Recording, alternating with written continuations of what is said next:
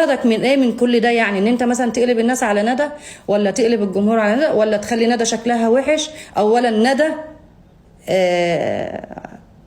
ما تقدرش تتحرك، ده اول حاجه. تقدرش تتحرك بدون اذني، لا تروح تقابلك ولا تقابل غيرك ولا تشوف حاجه بدون اذني وبدون علمي. ورجل على رجلها في كل مكان هي بتروح، حتى الصالون اللي بتروحه انا بروح معاها فيه. مش هي بقى هتروح تقابلك ولوحدها وبدون اذني؟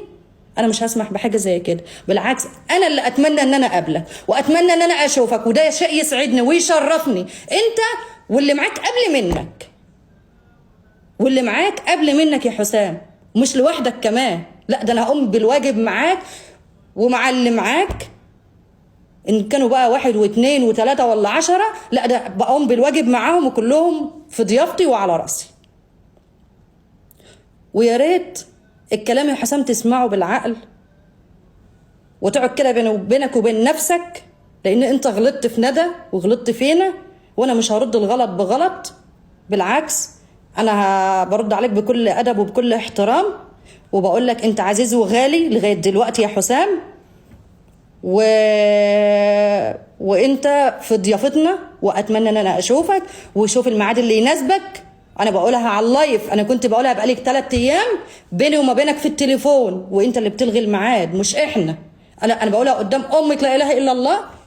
شوف الميعاد اللي يناسبك يا حسام، وانا تحت امرك فيه. تمام؟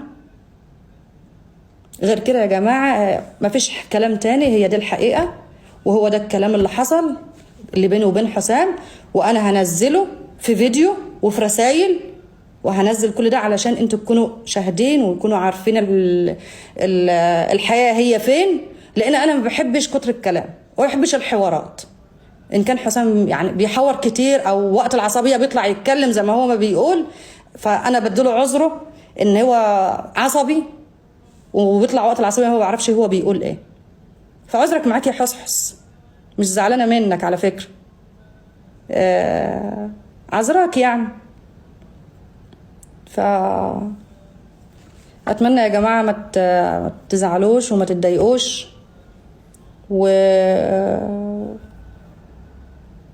واحنا يعني من اهل العراق، والعراق اهل العراق اهلنا وحبايبنا، وحبايبي انا بالذات، لان انا اموت على اهل العراق بصراحه يعني.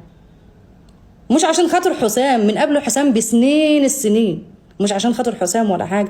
حسام اهبل اهبل، وقت العصبيه ما بعرفش هو بيقول ايه، بيرجع يندم يا جماعه.